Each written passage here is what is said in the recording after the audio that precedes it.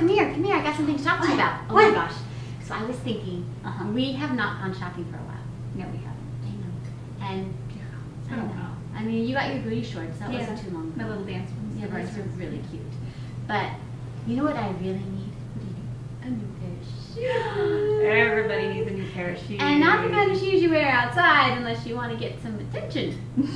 I was thinking dance shoes. Dance shoes. Yeah. Awesome. Because all I have my old ones. Mm-hmm. You know, I have my original. These are my OG originals. Yes. The Lucite shoes. Yeah. The ones, Every girl needs a pair of Lucite shoes. Every girl needs one, and every father dreads that their baby girl will have these one day. But they were a great starter pair. But they're kind of getting crusty. Yeah. They're not so pretty anymore. Yeah. And I don't have any other shoes. You know. You don't have any other shoes? Well, I have boots, but they're not shoes. But boots are awesome. Boots are awesome. Boots have some benefits. Love boots. Yeah. Like I have these. These ones go all the way up to my thigh. They're pretty cool. The really cool thing about boots is that you stick to the pole. I know. That's my favorite. The bad thing about boots, though, is when you wear them too much, you can see where your drag spots are. You Yeah. have to like color it in with Sharpie or something. But no, boots are rocking, especially if you Yeah, you're trying some new upside down tricks. Something and you're new and scary. You're a little slippery. You just throw on some boots and just like. Yeah, so And they I look was cool. thinking that maybe we should go shopping for some boots. For some boots. What boots? I want both. I want new everything. So let's see. I have these, and these are really cute. They got a little ribbon. They're adorable. Problem is they're You have little tiny feet. small. Thankfully, tiny feet do not reflect anything on a woman. But these kind of dig, Oh, yeah, I can see so that. Would it's not terribly comfortable. See these things? They don't have a back be. Yeah, strap. this is like the Barbie model. Yeah. With no back strap. And these ones, if you get a pair like these, ladies, you have to make sure this part is really, really tight plastic.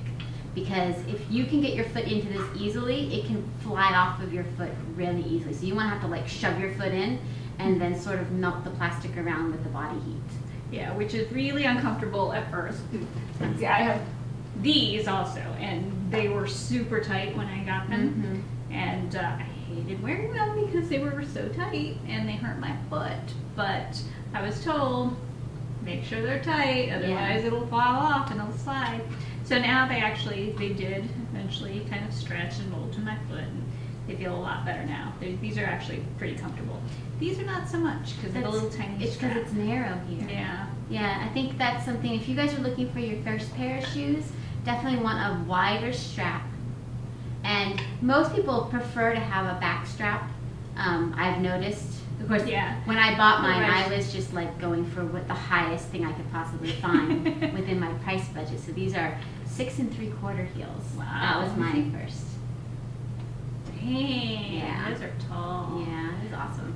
Yeah, but I do recommend the back strap or the boots just because, well, I can't really keep the shoes on my feet if I don't have them strapped on. But these actually, they look really uncomfortable, but when you try them on, just because of the height, but the platform's actually comfortable, and this is squishy. And look, I mean, if you were to cut off the platform, really, that's not that high of a heel. Yeah. So, you know, as long as there are some shoes you should be aware of that too. If you do not like wearing super high heels, there are some shoes that have no platform. So any length in the heel is going to be, that part of your foot's going to be super arched. So definitely be aware of that. But the platform, I mean, my platform is a lot bigger than yours because my shoes are a lot higher than yours. Yeah. Yeah. But you know. And the other cool thing the cool thing about platforms is they're just fun. You You have can to be change. taller than other things. Personally, I prefer to dance barefoot just because I like to do some of the more acrobatic, athletic things that, you know, I'm not always sure about wearing the shoes while I'm doing. But the really good thing about shoes is they lengthen your legs and they make you look really good. They make you look really long. And they also help, like, if you're doing, like, a character piece that wants a little bit more, like, brown. You know, the shoes will, like, instantly put you there. Or even if it's if you want to do a routine that's it's not necessarily for now, but it's just, you know, it requires, like maybe you're doing something like a suit and tie. Because these shoes would be great for a suit and tie act, yeah. yeah. Get black shoes. They have little Oxford. They have shoes that look different. That's true. You know, they have all kinds of really Yeah. adorable shoes. You guys should have a good time looking around for those.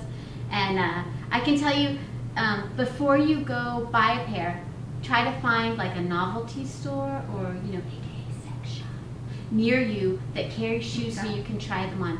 She's too young. She doesn't know what that is. Because there are different brands, and you really want this part to be squishy. That's how you know if it's true like stripper shoe. It's that it's squishy so that it'll be actually comfortable. The ones that are more like just meant to be on for like 20 seconds until somebody sees you and then they're gonna get taken off, those aren't meant to dance in, and they don't have any squish. They're very hard through here. Those would be murder to dance in. Honestly, they'd be so uncomfortable. So check around. The brands I particularly like are Pleasers. Yeah, that's what these are. Yeah. Both of these. And there's another one that I like, but I can't remember off the top of my head. I'm really trying very hard to get away from the whole stripper mentality around around pole dancing. These don't help. But I do have to say that also the other thing, when you do wear shoes, they work your legs out differently than when you're barefoot. So there is an athletic benefit to them. Not to mention just the fact that they make you more coordinated once you get used to wearing them. But they're just fun. They're fun. It's really all they are. It's just fun to have. They're not necessary. You never have to wear them. If you don't want to ever wear shoes, you don't have to. Yeah. I've actually seen pole routines done in ballet slippers. I've seen it done in ballet shoes, like the pointe shoes. I've seen Tamison do pole in pointe shoes. I like that. Which maybe at some point she'll grace us with something. Maybe.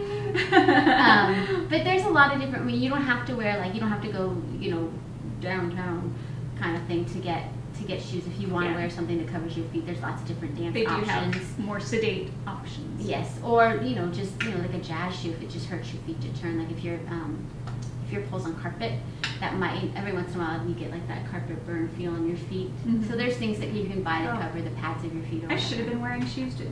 I kind of overdid it. Well, I don't know if it's overdoing it, but I did 3 hours of pole this morning, and I ended up with blisters on my toes. So maybe that wouldn't have happened if I'd worn shoes. Yep. And I was dancing on hardwood, but I was doing a lot of turns, a lot of pivoting on my toes, and I guess after 3 hours, they do. Eventually, the skin eventually gives out. So maybe next time I'll try it in shoes. Maybe. Ballet slippers, at least. Yeah. Yeah. Yeah. So anyway, shoes are fun. They definitely give you some height. And I'll tell you though, don't go into your kitchen wearing your shoes, because if you're like me and short, all of a sudden you wear these kind of shoes into the kitchen, you realize the top of your refrigerator is really filthy. Yeah, it's gross. Yeah. So avoid any spots that you might have to then actually have to clean. And it's really not that much. It's not hard to dance in shoes.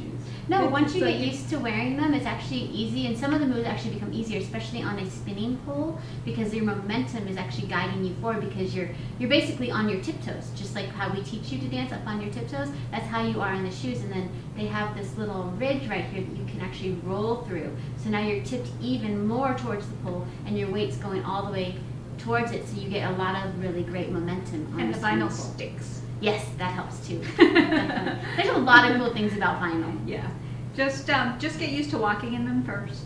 Yeah, and then, but don't worry too much. If the walking's awkward, put some music on and try some of your basic pole moves with them. You'll be surprised how different it is to dance in them versus walking in them. Like, I couldn't walk in my shoes to save my life. I tried to cross the street to show my neighbor my new shoes. I fell down like 3 times. I was affected by a car. It was ridiculous, But then I wore them the next day in the studio because I was like determined to wear my shoes. And I was fine, as long as it wasn't the part where I was walking between one pole and another. I did great. As long as my hand was on a pole, it was like, oh yeah, I got this. So, yeah, all right. Anything else we need to say about shoes? I don't think so. Just that they're neat if you like them. Yeah. All right. I guess that's it for this week. Bye, you guys. See you later. Bye.